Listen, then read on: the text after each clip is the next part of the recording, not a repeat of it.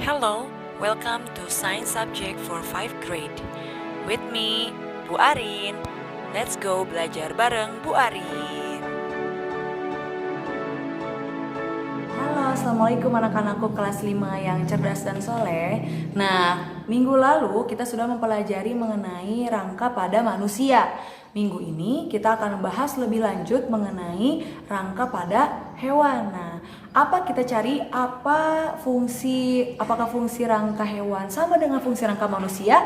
Kita cari lebih lanjut dan tetap tonton video ini sampai habis ya. Oke anak-anak, nah hari ini kita akan membahas mengenai rangka pada hewan. Nah sebelumnya Bu Arin akan membahas dulu ada 2 tipe rangka pada hewan. Kenapa ada 2 tipe? Ini disesuaikan dengan kelompok dari hewan tersebut ya. Nanti dibahasnya lebih lanjut pada kalian sudah SMP gitu ya. Hanya saja ini Bu Arin akan memberitahu dulu ke kalian. Jadi hewan itu dibagi menjadi 2 rangkanya. Ada endoskeleton, ada exoskeleton.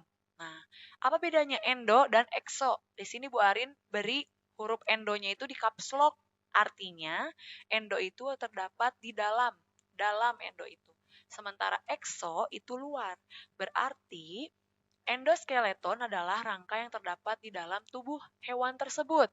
Sementara exoskeleton adalah rangka yang terdapat di luar tubuh dari hewan tersebut.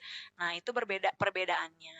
Sekarang kita lihat nih berbagai macam hewan dengan jenis rangkanya. Yang pertama di sini ada hewan apa ya? Oh, bentar. Nah, ada ikan. Nah, di sini ikan itu merupakan hewan vertebrata. Ya, apa itu vertebrata? Artinya hewan yang memiliki tulang belakang, gitu ya. Nah, ikan salah satu hewan vertebrata yang bergerak dengan cara berenang di air dengan dibantu siripnya. Kalian lihat sama halnya dengan mirip dengan manusia. Ikan memiliki bagian tengkorak, ada rongga matanya, rongga insang, kemudian ada tulang belakangnya seperti kita. Kalau di kita tulang punggung gitu ya. Nah, di sini ada siripnya juga. Tulang rusuknya juga ada, sirip belakang dan sirip ekor. Nah, ikan hidup di air. Nah, sehingga bentuk rangkanya juga menyesuaikan anak-anak gitu ya. Kenapa ikan memiliki sirip di punggungnya, di sirip di belakang dan ekor? Itu untuk memudahkan ikan bergerak di air. Karena kalian tahu kan kalau kita juga berenang di air itu lebih terasa berat karena ada tekanan di dalam air itu. Nah, untuk memudahkan ikan bergerak dalam air, makanya ikan memiliki alat gerak, yaitu sirip gitu ya. Nah, untuk memudahkan hal lainnya juga, ikan itu diselimuti oleh sisik. Nah, sisik ikan dan juga lendirnya sehingga dia dapat berenang bebas di dalam air gitu ya. Nah, selanjutnya, hewan selanjutnya ada katak nih. Kalian pasti sudah tahu ya, alat gerak katak itu di bagian kakinya dengan cara melompat di daratan dan berenang di dalam air. Karena hewan katak ini dia hidup di 2 alam atau hewan amfibi gitu ya. Nah, bisa kalian lihat nih, sama halnya dengan manusia, katak juga memiliki tengkorak, rongga mata, tulang ekor dan lain-lain, tulang paha. Ini disesuaikan juga dengan cara katak bergerak seperti itu. Nah, karena katak bisa hidup di 2 alam tadi atau hewan amfibi, sehingga dia itu menyesuaikan. Di bagian kakinya itu, pahanya itu dia panjang gitu ya, si tulangnya itu sehingga memudahkan saat dia melompat.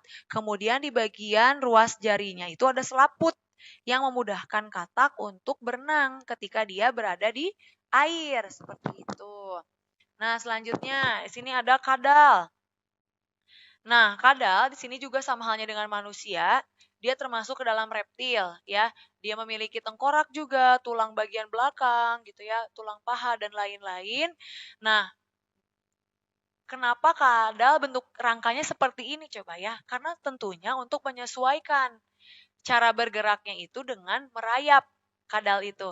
Nah, bentuk rangka kadal ini seperti ini untuk memberikan dia kestabilan dan keseimbangan saat dia hendak bergerak gitu ya. Kalau misalnya kadal misalnya bentuknya ada agak tinggi sedikit rangkanya. Nah, nanti ternyata akan menyulitkan. Nah, seperti buaya, kadal, dibentuknya seperti ini dengan kaki yang kanan kirinya ada 4 itu memudahkan untuk kadal dapat bergerak dengan cara merayap.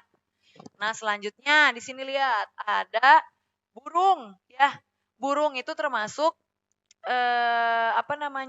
vertebrata atau memiliki tulang belakang. Bergeraknya dengan seperti apa ya? Tentunya dia kalau tidak terbang itu berjalan seperti biasa, tapi lebih seringnya burung itu terbang ya. Karena dia terbang nih, lihat ya, karena dia terbang, dia memiliki rangka yang cukup kompleks anak-anak, cukup banyak gitu ya bagiannya itu. Karena perlu mengepakkan sayap gitu ya untuk bergerak gitu ya. Jadi harus sangat kuat susunan rangkanya gitu. Nah, struktur tulang yang terdapat pada burung juga memiliki fungsi ya untuk memudahkan saat burung itu bergerak gitu. Walaupun dia bergeraknya dengan cara terbang gitu ya, tapi dia tetap stabil gitu, bergeraknya cepat, di udaranya terbangnya cepat gitu, nggak jadi lambat. Nah, kita lihat juga pesawat nih ya, seperti pesawat yang diciptakan manusia itu kan terinspirasi dari burung yang bisa terbang, betul ya? Nah, sama halnya dengan pesawat, juga pesawat memiliki rangka yang kokoh dan kuat untuk memudahkan meluncur atau terbang gitu ya. Nah, sama dengan hewan nih, sama dengan burung nih, luar biasa ya burung ya. Dengan rangka yang kuat dia bisa bergerak di udara dengan cepat gitu ya. Oke. Nah, selanjutnya nih, hewan yang nggak asing kita temui gitu ya dalam kehidupan sehari-hari.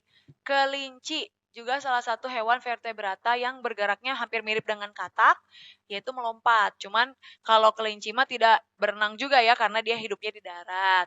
Nah, kelinci memiliki struktur kaki yang sangat kuat nih. Kaki depan dan kaki belakangnya untuk memudahkan kelinci dalam melompat gitu ya, karena dia bergeraknya melompat. Kan kalau kita manusia bergeraknya dengan berjalan atau berlari, tapi kalau kelinci dia bergeraknya dengan cara melompat. Melompat dari satu tempat ke tempat yang lainnya, seperti itu.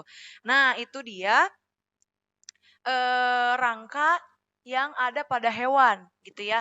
Nah, sama halnya dengan rangka manusia, rangka hewan juga berfungsi untuk memberikan bentuk tubuh terhadap hewan tersebut, memudahkan hewan tersebut untuk bergerak gitu ya. Jadi fungsinya sama nih rangka pada hewan maupun pada manusia. Nah, sekarang kalian bisa pelajari lebih lanjut, kalian cari juga contoh hewan-hewan lain dan coba kalian analisis bagaimana cara hewan tersebut bergerak ya. Oke, cukup sampai segitu dulu PPT hari ini. Gimana mengenai materi bab yang kedua ini? Sudah ada yang ditanyakan atau masih bingung nih? Kalau kalian masih bingung, kalian boleh bertanya lewat Google Classroom atau boleh chat Bu Arin via WhatsApp ya. Nanti kalian ajukan pertanyaan kalian, insya Allah Bu Arin akan jawab dengan sejelas mungkin. Nah, persiapan ya, materinya terus diulang-ulang lagi untuk pertemuan selanjutnya, karena kita minggu depan akan membahas mengenai kelainan atau penyakit pada penyakit rangka dan bagaimana cara merawat rangka dan tulang kita. Oke, sampai ketemu lagi.